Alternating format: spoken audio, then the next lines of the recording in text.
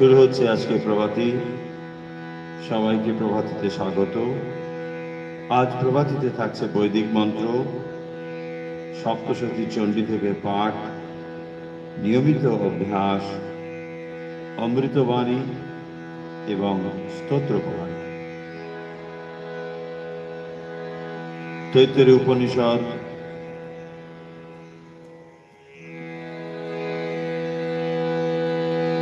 ब्रह्मानंदवल्ली प्रभात Pranjali page 38।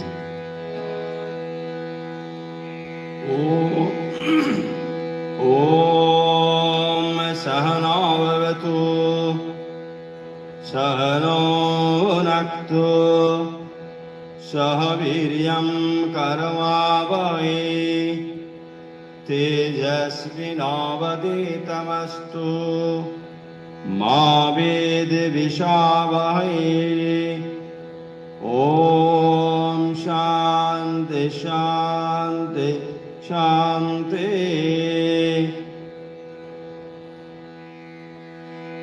Brahmanandavalli Taittiriya उपनिषद। ओम ब्रह्म विदाप्नोति परम्। ओम ब्रह्म विदाप्नोति परम् तदेशाभ्युक्ता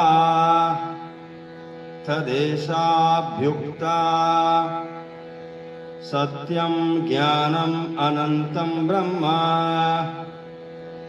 सत्यं ज्ञानम् अनन्तं ब्रह्म यो वेदा निहितं गुहायाम्। यो वेदा विहितं गुहायाम् परमे व्योमन् शश्नुते सर्वान् कामान् सः। शोष्णुते सर्वान् कामान् सः ब्रह्मणा विपश्चितेति। ब्रह्मणा विपश्चितेति तस्मात् तस्मात् आत्मना आकाशसम्भूतः। तस्मात् तस्मात् आत्मना आकाशसम्भूतः।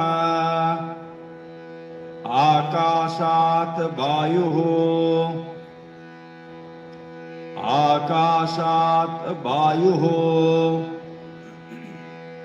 वायोरग्निः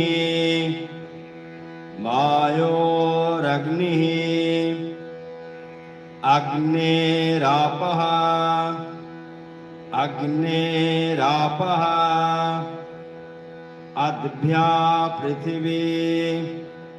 अद्भ्या पृथिवी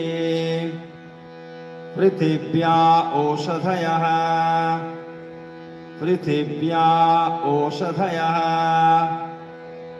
ओषधीभ्यो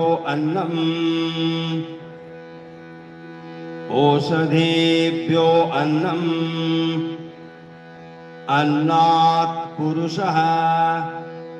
अन्नात् पुरुषः स वा एषा पुरुषो अन्नारसमयः। स वा एषा पुरुषो अन्नारसमयः तस्येदमेव शिरः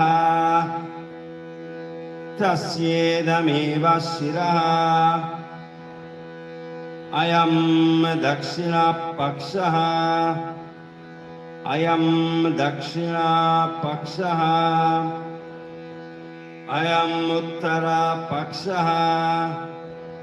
अयं उत्तरपक्षः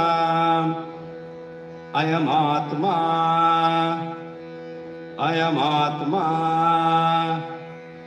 इदं पुच्छं प्रतिष्ठा इदं पुच्छं प्रतिष्ठा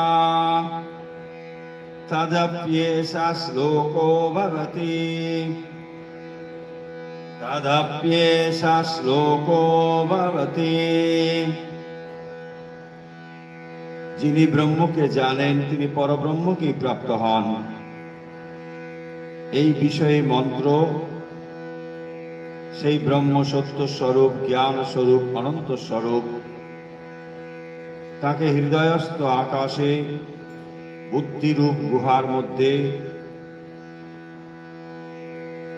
যিনি দর্শন করেন তিনি সমস্ত কাম্য বস্তু থেকে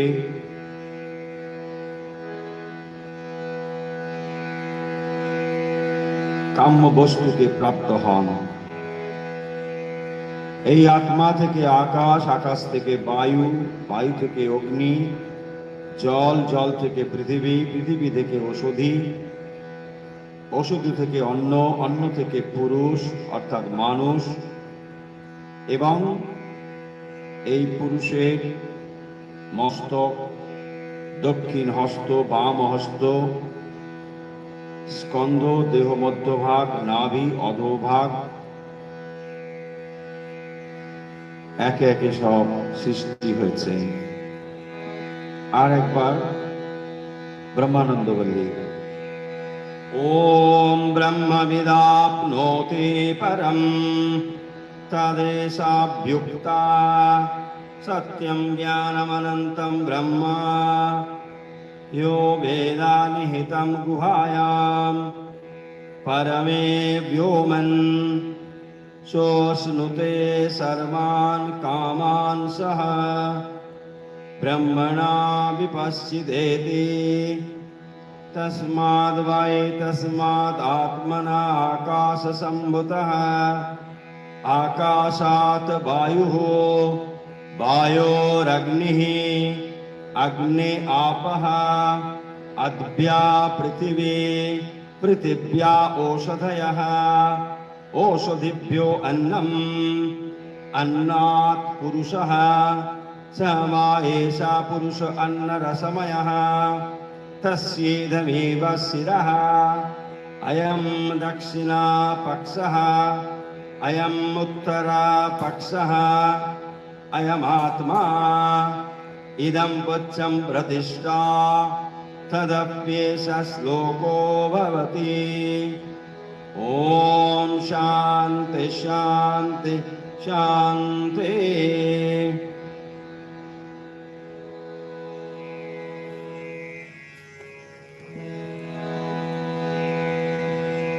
सप्तशती चंडी अर्गला स्तोत्रम्।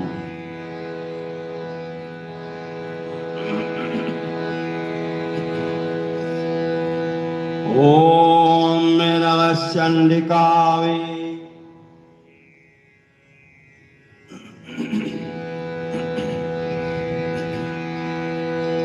ओम अस्य श्री अर्गला स्तोत्र मंत्रस्य विष्णु ऋषिः अनुष्टोप छन्दः श्री महालक्ष्मीर्देवता श्री जगदम्बा प्रीत्यार्थम् सप्तशती पाठांग जपे विनियोगः। ओम मार्कंडे उवाच ओम जय त्वं देवी चामुण्डे जय भूतापहारिणी जय सर्वगते देवी कालरात्रि नमोस्तुते जयंती मंगला काली भद्रकाली कपालिनी दुर्गा शिवाष्टमा धात्री स्वाहा स्वाधा नमस्तुते मधुकैटभ विध्वंसी विधात्री वरदे नमः रूपं देहि जयं देहि यशो देहि दिशो जयि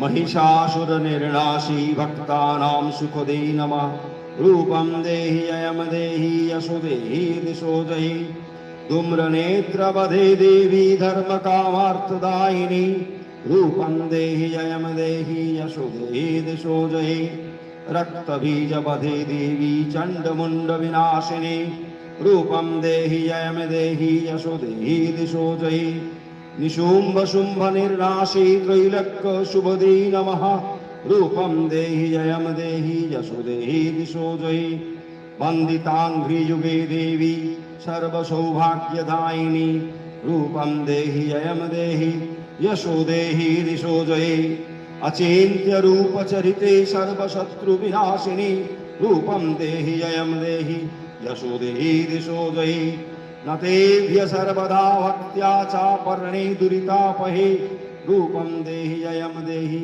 यशो देहि दिशो जयि स्तुवद्भ्यो भक्तिपूर्वं त्वां चण्डिके व्याधिनाशिनी रूपं देहि जयं देहि यशो देहि दिशो जयि चण्डिके सततं युद्धे जयन्ती पापनाशिनी रूपं देहि जयं देहि यशो देहि दिशो जयि देहि सौभाग्यमारोग्यं देहि देवी परं सुखं रूपं देहि जयं देहि यशो देहि दिशो जयि विदेहि देवी कल्याणं विदेहि विपुलां श्रियं रूपं देहि जयं देहि यशो देहि दिशो जयि विदेहि दिशतां नाशं विदेहि बलमोच्चकै रूपं देहि जयं देहि यशो देहि दिशो जयि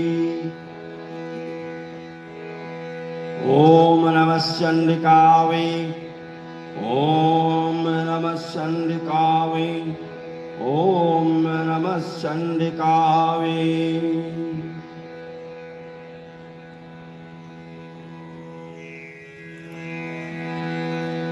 এখন সময় অভ্যাসে মেরুদণ্ড সোজা রেখে বসুন। দিনের শুরুতে এখন আমরা করব সহজ কিছু প্রাণায়াম। মেরুদণ্ড সোজা রেখে শ্বাস বাম দিকে নিন ও ধীরে ধীরে শ্বাস ডান দিকে ছেড়ে দিন। শ্বাস নিন বাম দিকে ও ধীরে ধীরে ছেড়ে দিন ডান দিকে।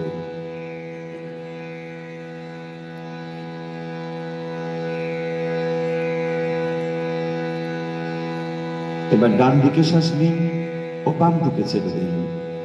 শ্বাস ডান দিকে নিন ও বাম দিকে ছেড়ে দিন।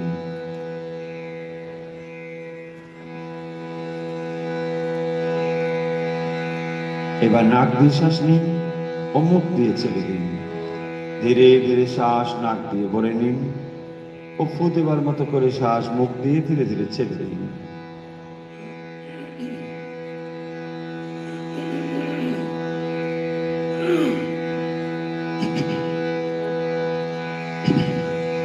শ্বাস নিন নাক দিয়ে ও ধীরে ধীরে ছেড়ে দিন মুখ দিয়ে।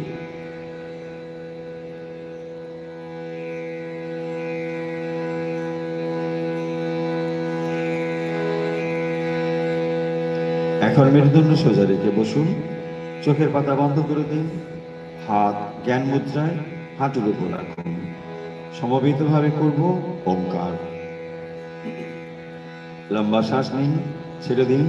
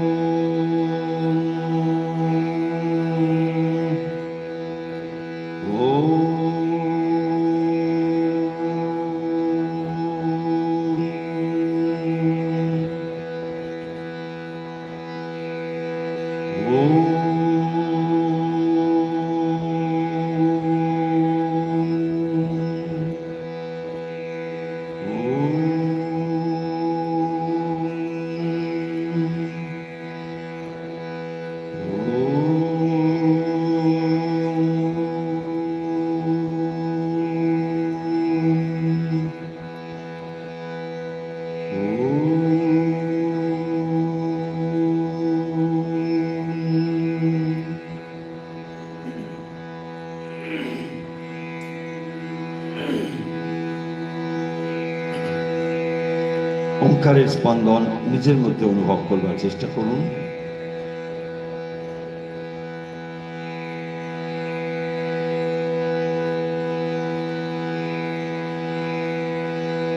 ইষ্টমূর্তির জীবন্ত জ্যোতির্ময় রূপ মনে মনে চিন্তা করে ইষ্ট মন্ত্র স্মরণ করুন।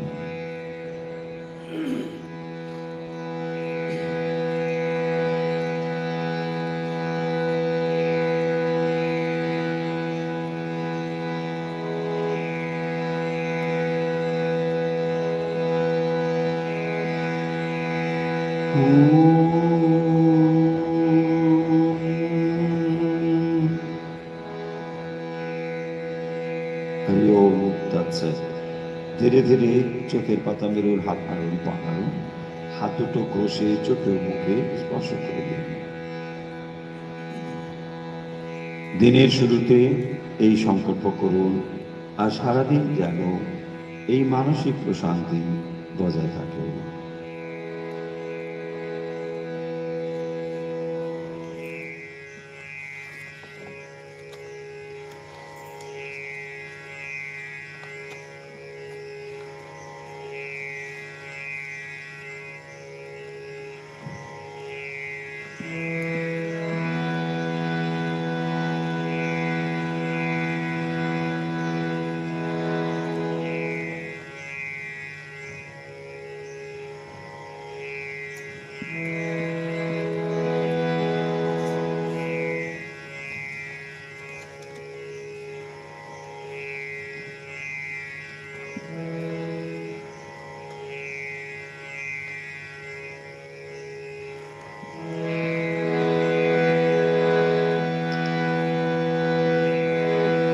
এখন সময় অমৃতবাণী। আজকের অমৃতবাণী আমরা সারাদিন এর উপরে মনন চিন্তন করব। আজকের অমৃতবাণী, সকল প্রাণীতে ঈশ্বরকে দেখো, সকল প্রাণীতে ঈশ্বরকে দেখো।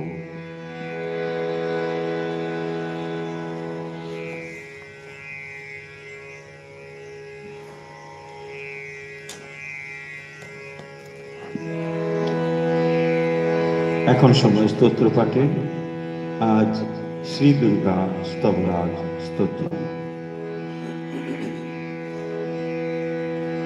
নমস্তে শরণ্যে শিবে শানুকম্পে, নমস্তে জগৎ ব্যাপিকে বিশ্বরূপে, নমস্তে জগৎ বন্দ্য পাদারবিন্দে, নমস্তে জগত্তারিণী ত্রাহি দুর্গে, नमस्ते जगच्चिन्त्यमानस्वरूपे, नमस्ते महायोगिनी ज्ञानरूपे, नमस्ते सदानन्दनन्दस्वरूपे, नमस्ते जगत्तारिणी त्राहि दुर्गे, अनाथस्य दीनस्य तृष्णातुरस्य स्कुधार्तस्य भीतस्य बद्धस्य यन्तोः तमेकागतिर्देवी निस्तारकर्त्री, नमस्ते जगत्तारिणी त्राहि दुर्गे, अरण्ये रणे दारुणे शत्रुमध्ये,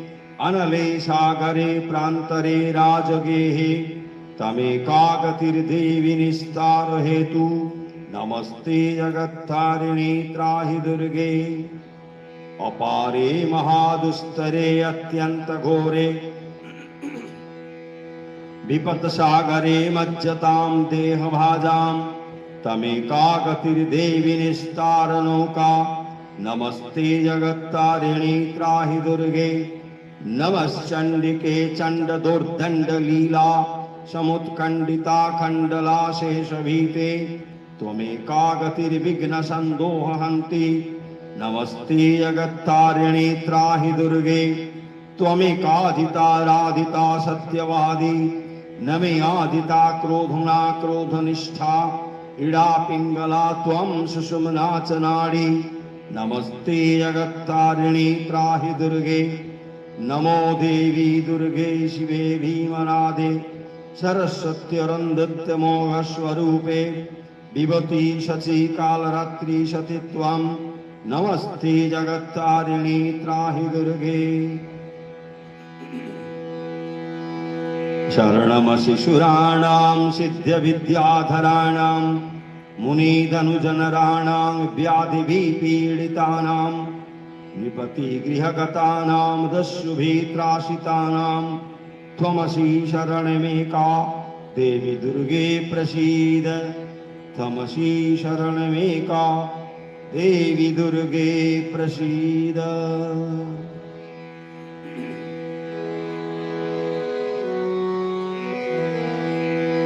ॐ स्थापकाय च धर्मस्य सर्वधर्मस्वरूपिणे अवतारवरिष्ठाय रामकृष्णाय ते नमः। जननीं शारदां देवीं रामकृष्णं जगद्गुरुं पादपद्मे तयोषित्वा प्रणमामि मुहुर्मुहुः। नमः श्रीयतिराजाय विवेकानन्दसूरये सच्चित्सुखस्वरूपाय स्वामिने तापहरिणे। ॐ शान्ति शान्ति शान्ति। हरिः ॐ तत्सत्।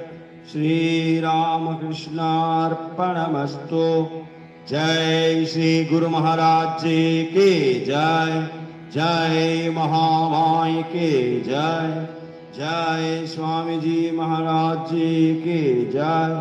जय गंगा माय की जय।